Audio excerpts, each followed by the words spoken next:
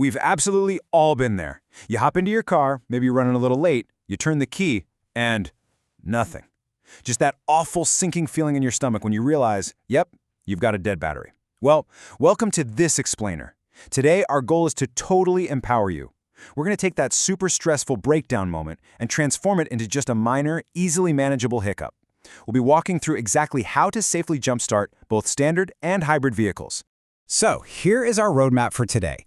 1. Safety and preparation. 2. The jumper cable sequence. 3. Using portable jump starters. 4. Jump starting hybrid vehicles. And 5. Troubleshooting a failed jump. Let's dive right in.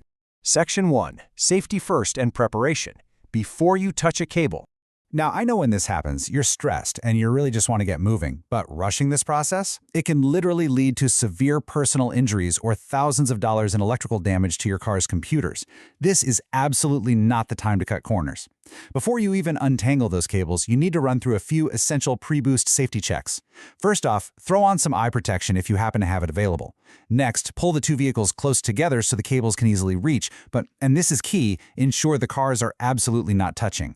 If they touch, you risk creating a really dangerous ground connection.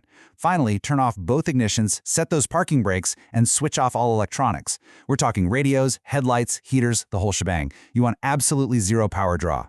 And here's exactly why we have to be so careful. If you look at your dead battery and you see that it's cracked, swollen, frozen, or leaking any kind of fluid, stop right there. Do not attempt to jump.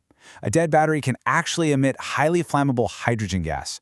If you introduce a stray spark from a jumper cable to a damaged, gassing battery, well, it can literally ignite that hydrogen. We're talking about a potential explosion and spraying corrosive battery acid. No thanks. Always do a quick visual inspection first. All right, moving on to Section 2, the jumper cable sequence. Getting the order right. Okay, assuming your battery looks physically sound, we're going to look at the traditional jumper cable method. The absolute most critical part of this entire method is the sequence. Getting the exact order of connection right is what prevents those dangerous sparks we just talked about, and it protects the complex engine control units, the ECUs, in both cars. So here is your step-by-step connection process. Step 1, clamp the red cable to the positive terminal on the dead battery. Step 2, take the other red clamp and connect it to the positive terminal on the donor or the good battery. Step 3, connect the black clamp to the negative terminal on the donor battery. And finally, Step 4, pay close attention here, connect the final black clamp to a clean, unpainted metal surface on the dead car's engine block or chassis. Never connect it to the negative terminal of the dead battery. That's exactly how you create a spark right next to those flammable hydrogen gases. Now, if you're worried about forgetting that order in the heat of the moment, I've got a super simple way to permanently memorize it. Say it out loud with me. Red to dead, red to donor, black to metal. If you can remember that simple rhyming mnemonic, you're going to ensure a safe hookup sequence every single time. Red to dead, red to donor, black to metal. So, once you're safely hooked up, here's how the actual operation goes. First things first, ensure your heavy metal clamps never touch each other while they're connected, because that will cause a massive short circuit. Now go ahead and start the donor car and let it run for a few minutes. You really need to push some charge into that dead battery before you try doing anything else. After a few minutes, attempt to start the dead car. If it doesn't catch immediately, stop. Do not crank the engine continuously for more than 5 seconds at a time. If you just lay on the ignition, you risk overheating and completely ruining your starter motor. Just wait a minute, let it rest, and try again. Success! The car started. Take a breath, enjoy that wave of relief, but hold on, you aren't done yet. Removing the cables is honestly just as important, and it has to happen in the exact reverse order of how you put them on. Don't just rip them off. Start by removing the black clamp from the metal ground on the revived car. Then take the black clamp off the donor battery.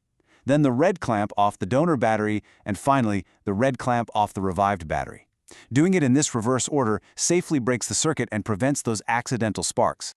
Now for Section 3. Using portable jump starters, the modern fix. So what if you're stranded in an empty, dark parking lot and there isn't a donor car anywhere in sight? Traditional jumper cables completely rely on the kindness of a stranger with a working vehicle. And let's be honest, that can be a kind of awkward interaction, and it definitely isn't always guaranteed.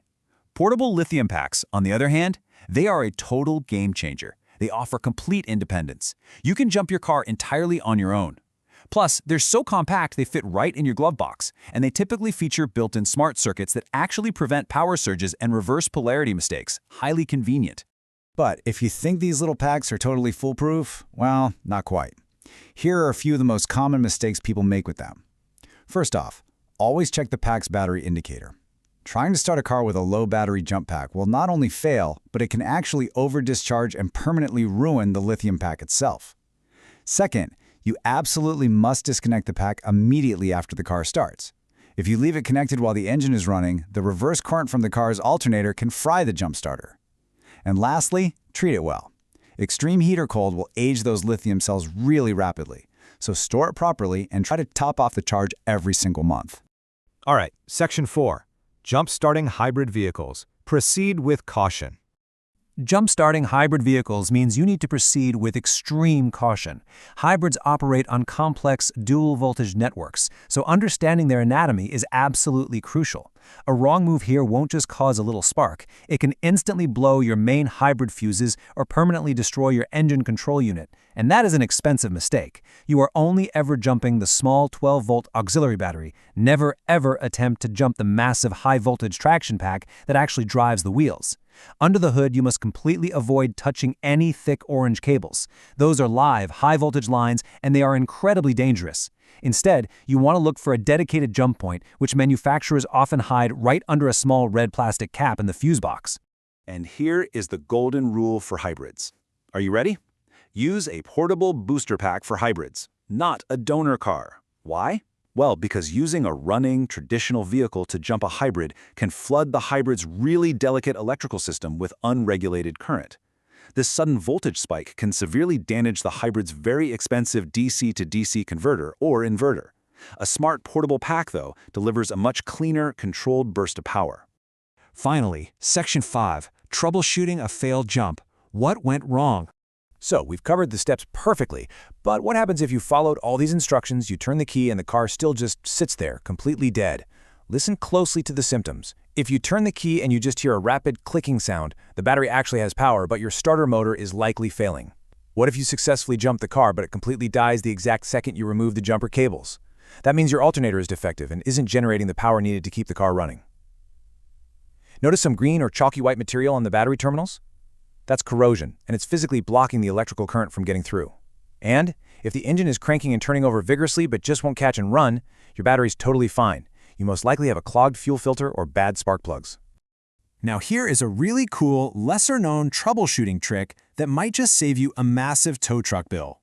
If the car isn't cranking at all, try shifting your transmission from park into neutral and then try starting it again. Sometimes the automatic transmission's neutral safety switch glitches out and gives the computer a false reading, which actually prevents the start. Shifting to neutral can sometimes totally bypass this glitch. And finally, remember that getting the car started is really only half the battle. Once that engine is running, do not immediately turn it off. You need to drive the car normally, and ideally not in heavy stop-and-go traffic, for a good 15 to 30 minutes. This gives your alternator the necessary time to push a nice fresh charge back into that depleted battery. If you turn it off too soon, you're just going to be doing this whole frustrating process all over again tomorrow morning. So that brings us to the end of our explainer. We've covered the crucial safety checks, that super helpful rhyming sequence for cables, the massive benefits of modern lithium packs, the really strict rules for hybrids, and exactly how to troubleshoot like an absolute pro. So I have to leave you with this question. Are you ready for your next breakdown? Because with this knowledge, you really don't need to panic or wait hours for a tow truck anymore. You are now fully equipped to safely handle a dead battery and get yourself right back on the road.